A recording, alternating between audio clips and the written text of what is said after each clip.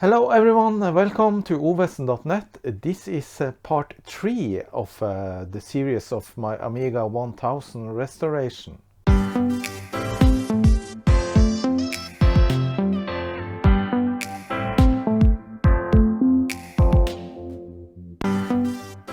Before you watch this episode, you might want to take a look at episode 1 and 2.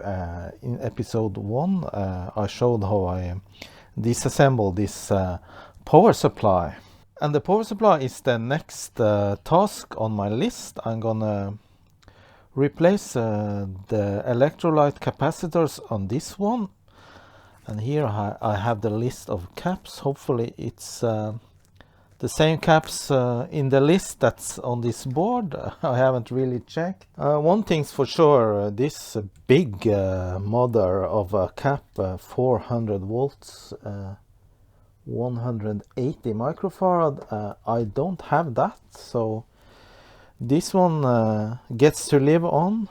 The power supply is working.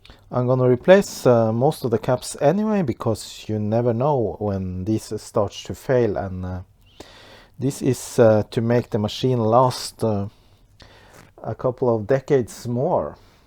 That's a bummer. The caps was ordered before this power supply was opened. It was ordered by the owner of the Amiga, and it does not correspond to the reality. There's quite a difference in the number of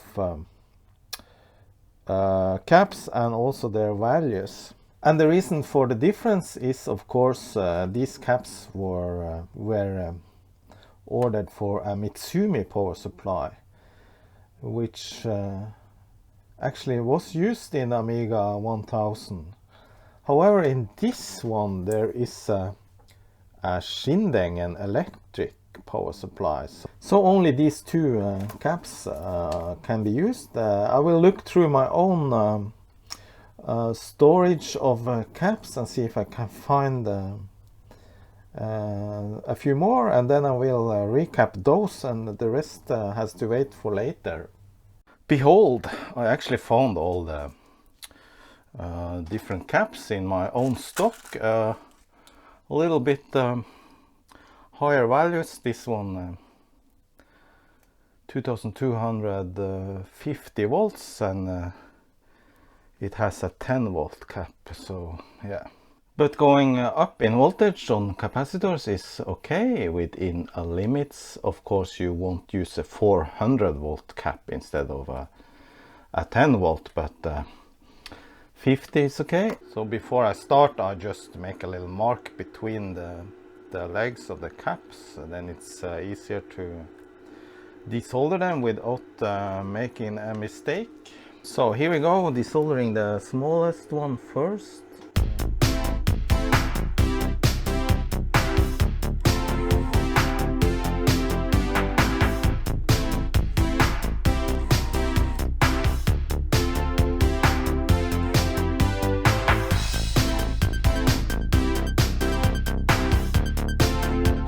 Yeah, that was easy. They came off right away, and a few of them even just fell out of their holes by their own, so yeah, love it when it's easy like that. Before I solder in the new caps, I'm gonna have some flux on the pads and clean them up with some solder wick.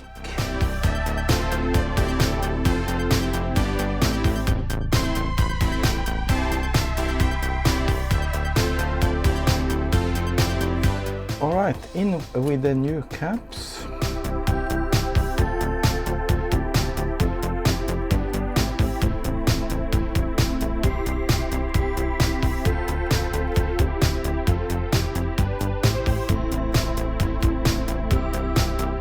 To make them stick, I just use a little bit of sticky stuff like this blue tack, except it's not blue, it's a white tack.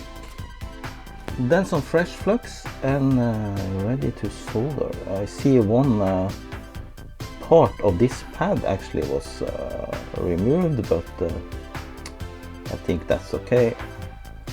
More than half the pad is still there, so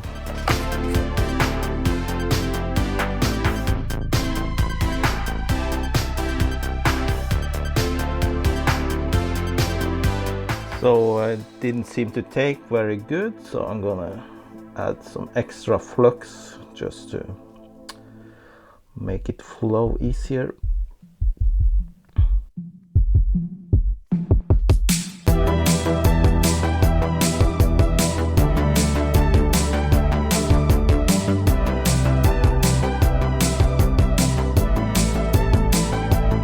Not really pleased how this soldering went, but I think it's okay, so just cleaning it up a bit, then on to the next.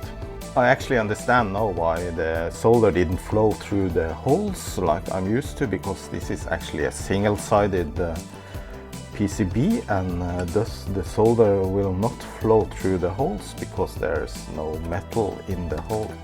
Next up are these larger one here, this cluster here, and this one. So the large 2200 microfarad, I had different brands. This one is 35 volts, and these two are Nichicon 50 volts.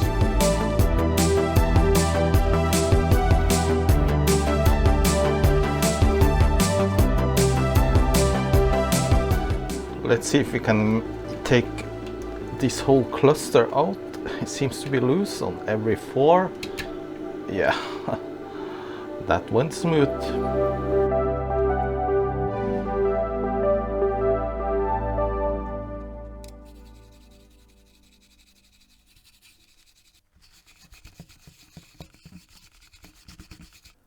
Nice and shiny pads and a little bit of flux.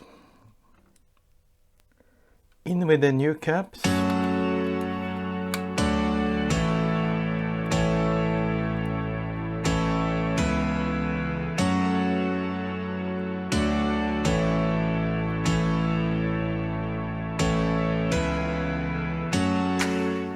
So this one really requires a lot of heat because there's a big plane of copper that draws away all the heat. So I have janked up the soldering iron to 450 degrees.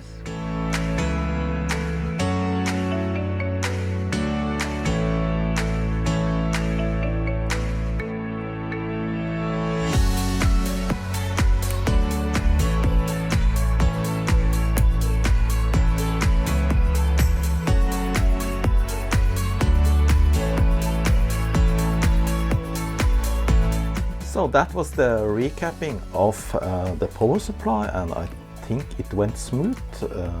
We'll see when we turn it on if anything blows up or not. So now I'm gonna assemble the PSU, and then I'm ready to assemble the whole machine and start to test it.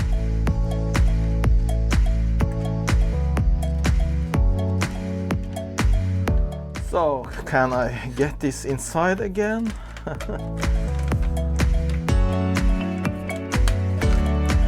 Yeah, it comes slowly.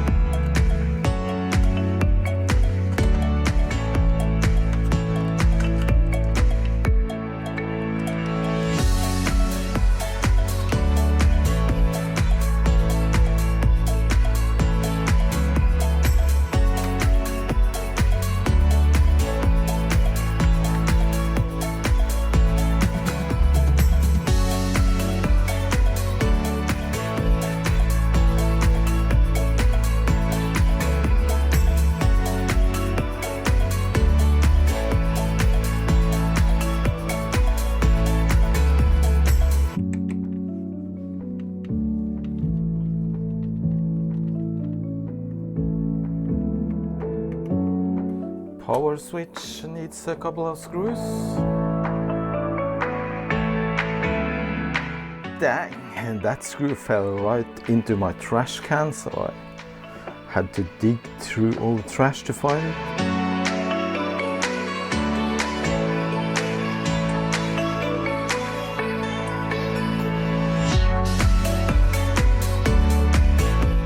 So there was a trick with this cover, and it's to slide these two tabs into their sockets like this, and then good to go. The cover has a lot of screw holes, but it was in fact only held by 3 screws. These 2 holes here and one in the back.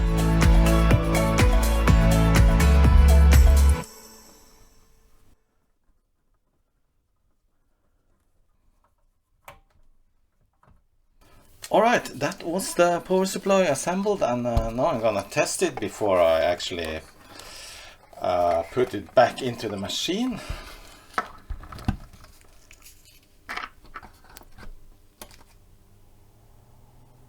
The power switch was actually on, so it started right away. So I'm gonna measure a few voltages just to see if the readings are correct.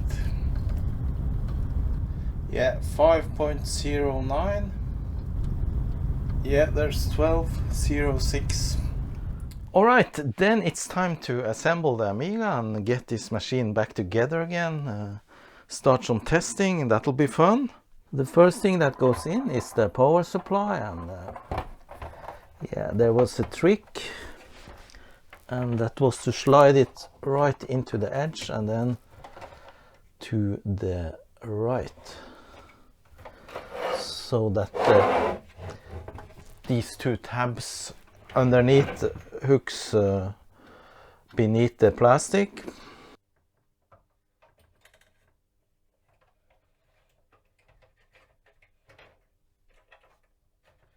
Then I had a renewed motherboard, looking very nice. Can I make it fit?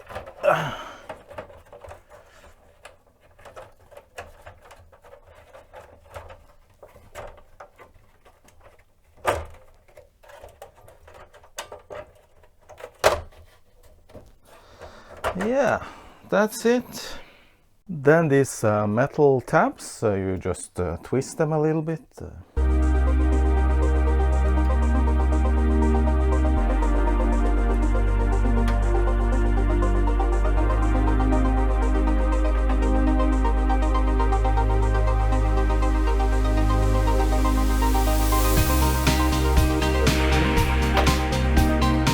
Next in goes the internal floppy drive, which I serviced in episode 1. But hey, I almost forgot. I need to screw the motherboard to the case. So which screws?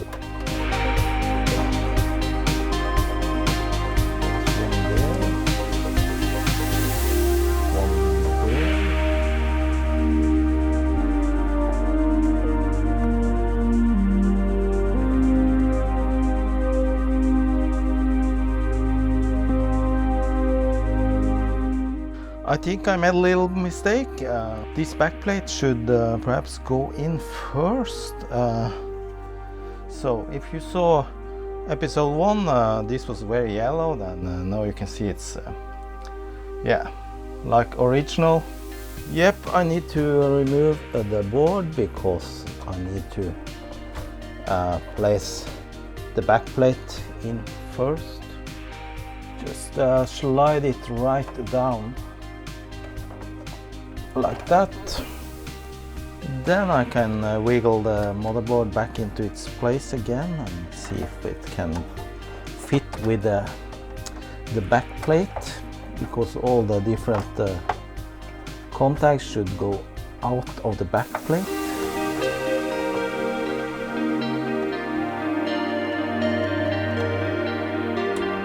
So there it comes. Maybe it's a little bit wiggly. All right, there you go.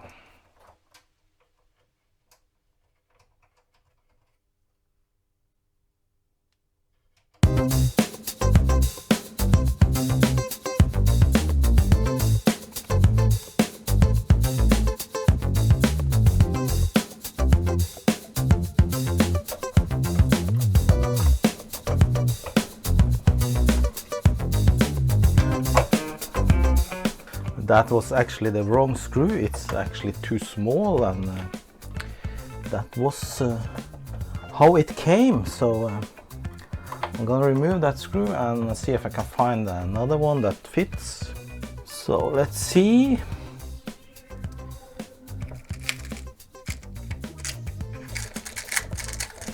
This perhaps, it's a little long, but it might fit. Yeah, that actually fits. Perfect. So then just a matter of connecting the drive to the board.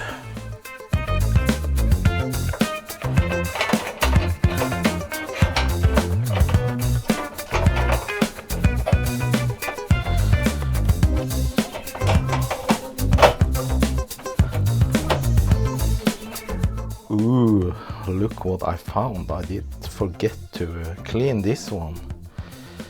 The button for the floppy drive. Into the slot here, there's some tabs that going into the hole. Try not to break them. Alright. So this machine, when I got it, it seems to be missing a lot of screws. Here's missing a screw, there. So I found a couple of screws. I'm gonna put in at least some of the missing ones. So it won't fall apart.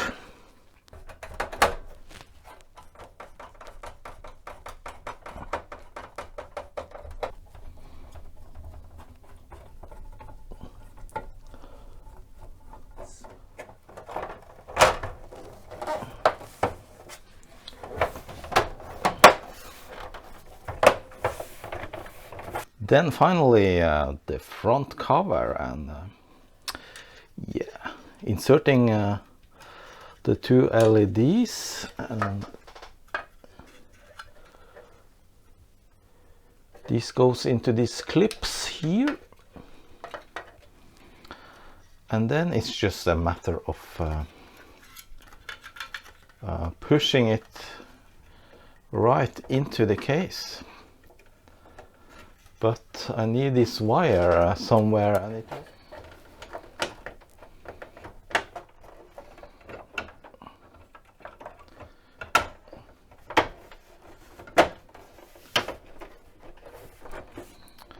there. I just noticed that the machine is missing some of its rubber feet. Is one, and there's one, but the three others are missing. So I'm trying to scrape off this old glue, and then I'm gonna replace them with something else. So I actually used a little WD-40 sprayed inside here, and yeah, and that loosened up the glue, so now it's gone. Now to get the new glue to stick, I guess I have to clean away the WD-40 because it's actually a lubricant as well as everything else, so I guess glue won't stick. So I don't have a new rubber feet for this machine that fits exactly, but I have this black rubber. So I'm gonna cut a piece of this, and I think that will work. So let's see if this fits. Yes, it does. Nice. Then just add a little glue to this rubber.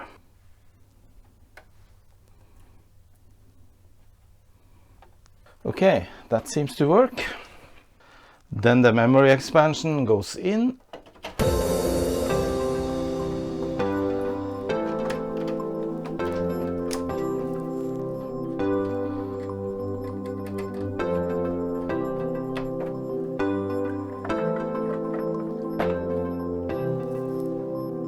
Nice!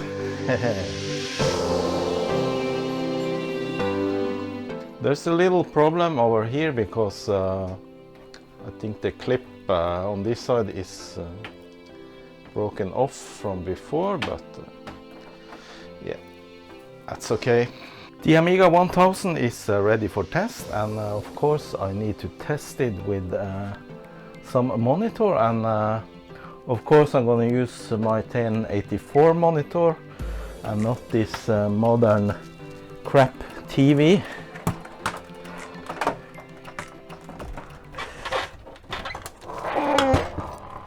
Quite heavy. And of course one also needs a mouse. And what's the machine without the keyboard? So I have turned on the monitor and it started to flicker, turning on the machine. So the machine started ticking from the floppy. I probably have the wrong, I had the wrong input. There it is, Amiga Kickstart. Fantastic, it actually works still. So there is a slight problem. I don't actually have a Kickstart disk, and for those of you who don't know, the Amiga has something called a Kickstart ROM that is the basic functionality of the operating system. And on later Amigas like the Amiga 500, this Kickstart ROM was in the machine in a chip. However, on the Amiga 1000 you have to read in the Kickstart from a boot disk. So I have to find a way to create a Kickstart ROM disk, and either I have to use one of my Amiga 500s or from a PC. I'm gonna research that a little bit now. Alright, there's maybe a little difference in sound because I'm now using another microphone, a PC headset. Anyway, I found this guide how to make a Kickstart disk for the Amiga 1000 using a PC. However, it's not really possible to write Amiga disk to a PC floppy drive because of differences in format. You need some sort of hardware conversion or something in order to do that, but I thought I'll at least make the floppy disk image on my PC, and then this guide actually can help in providing that image. And when I have created the image, which is an ADF file, I can copy that over to my Gotek-drive, and then I can copy the image file to a real floppy disk on an Amiga 500, for example, that I have. So what this guide actually tells you is that you need a Kickstart ROM file. Obviously, I already downloaded that, and then you need a copy of a program for the Amiga called Write Kick Disk, and also you need a WinUAA, the Amiga emulator on your PC, and also a program called ADF Opus. So I start by running this ADF Opus as an administrator because I had problems if I did not elevate running these ones. And here you can make a new ADF file. So I make one here called Kick Disk 2, for example. I have already one called Kick Disk. And also you make it bootable, give it a name, and open after creating. This one will open this ADF create. So now it has created a bootable ADF file for the Amiga. And now I just find the ROM, which I have here, Kickstart ROM. I just renamed it to just Kickstart ROM. It's the same as Kickstart 1.2 ROM. And I just drag it over to the other window to add it to the image. And then I go up and select the Write Kick Disk which is the program that you run on the Amiga to actually create the bootable Kickstart floppy disk. So now I have a ADF file with 2 files, and then I close this one. And then you also need to make another ADF file, but this one should be empty. And yeah, you just make it bootable too, and then create, and yeah, it just created an empty bootable ADF file. So now the work is finished in ADF Opus. So the next task is to go into the Amiga emulator, the WinUIA, and then you make a new machine. I emulate the Amiga 500 here, and you go into floppy drives, and then you add as DF0 and DF1 the 2 images that you provided before. So I already have those here. I can select this empty as DF0, and then I create the make kick as DF1, and then I just start the Amiga emulator,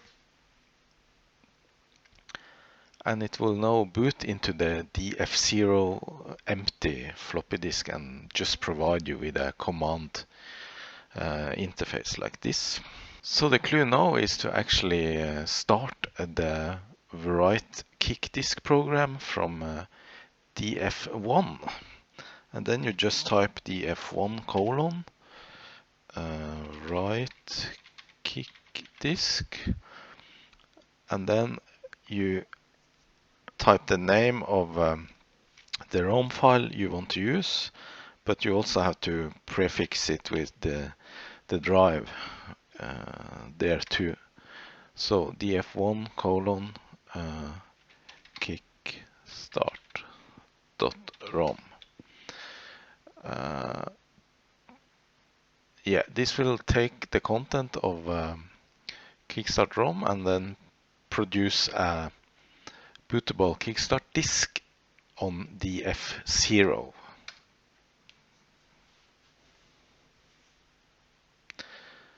So it seems to be working. Now it's starting to write the different tracks and sectors on the DF0 drive. Alright, now it's finished with the disk, and I have produced a bootable Kickstart floppy disk as an image that I can use on my Gotek-drive. So I found my Amiga 500 and I have placed it side by side by the Amiga 1000, and look at those beauties. So this Amiga 500 has a Gotek-drive that is attached as an external drive, and it also has the boot selector mod, so this is booting from DF1. So I have loaded the Xcopy program, and the plan is to copy the image I made on my PC to a real floppy. So now I'm formatting a floppy disk just to see if I can find a disk that's good and is verified 100%. So I have set the Gotek to use floppy image number 0, which is the Kickstart disk, and then I just insert the newly formatted disk, and yeah, I select a source to be drive 1 and target to be drive 0, so copy from the Gotek to the real floppy. So let's see if this works. Yeah, actually seems to work. Amazing. Well, why wouldn't it work? It's just software, and the hardware is still the same, so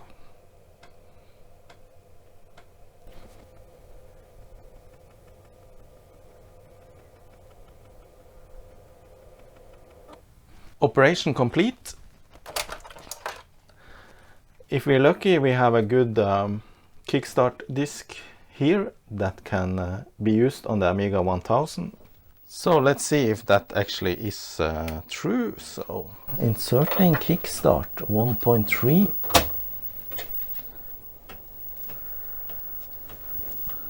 Yes, it works. Fantastic.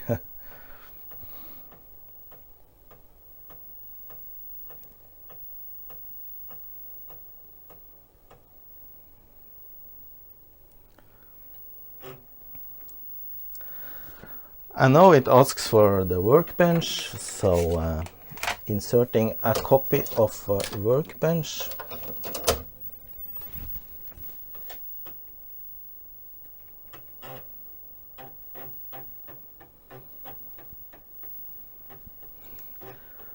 Yes. Amazing that this old machine still boots up from the original floppy hardware. And with a floppy disk that's from the 80s. And it's actually my own modified disk, because I have changed the mouse pointer to, to my initials. There you go, workbench. 363,784 free bytes.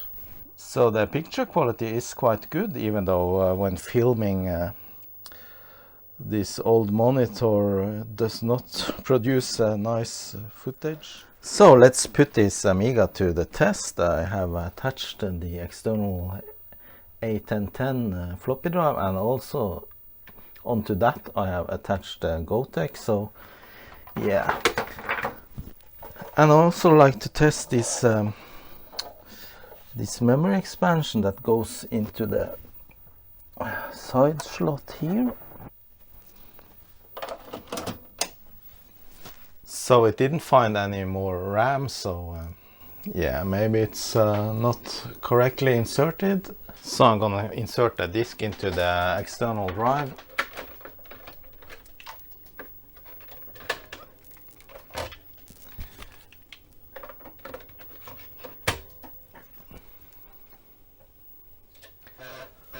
So that seems to work. So now it actually found all three drives. The DF0 workbench, DF2 is the floppy image for the Kickstart in the Gotek, and DF1 is the disk I just inserted. Some utilities disk. So now I actually managed to insert the memory expansion correctly, and look, it's actually 1.38 megabytes free memory. Great, so that means that the memory expansion is working too. I started the Amiga test kit, and let's do a little bit of diagnostics here. Test the memory and stuff. It says 1.5 megabyte total memory detected, so that's what we have. Great. Test all memory. So I let this run for a while and then see if it comes out with any errors or warnings. Memory test all fine after 7 rounds, so then we can test something else. What about the keyboard? I just run through all the keys, see if they all work.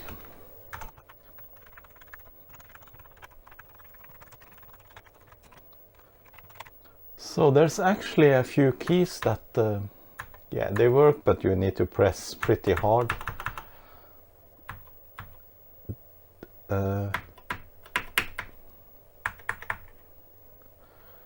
The U, for example. So yeah, I have to take a look at that, but otherwise looks good.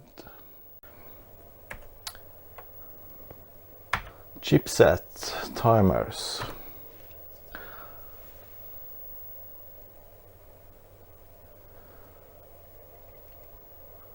Okay, CIAA TOD expect 16 ticks, fail. Not really sure what those fails are, but then there's the audio test, and I'm gonna test that now.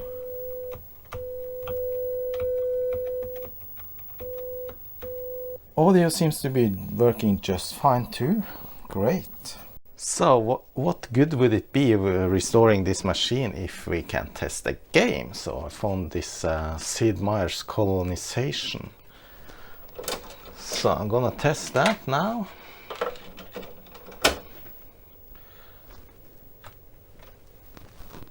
And you actually don't need to run the Kickstart if you just reset the machine. Alright, so it's actually starting up. This one is from 1995. Great. I inserted the disk number 2 into the external floppy drive, so now I have both. Alright, I hear music.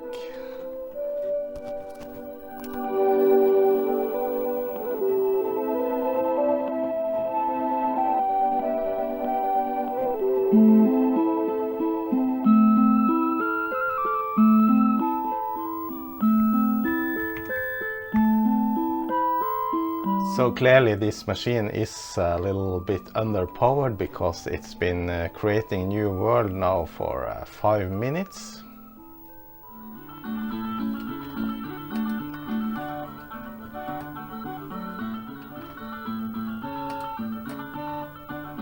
So this was actually a great game, but I don't remember how you actually play it, and I don't have time to start learning it now. So, and it also, I only have the discs, not the actual box or any documentation or anything. Alright, here's another game called Daley Thompson Olympic Challenge.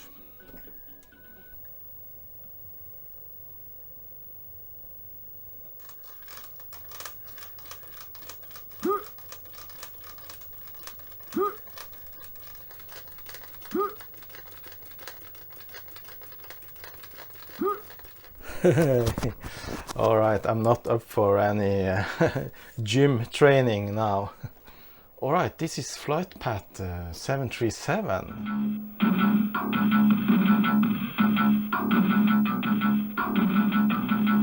So I'll try some solo flight.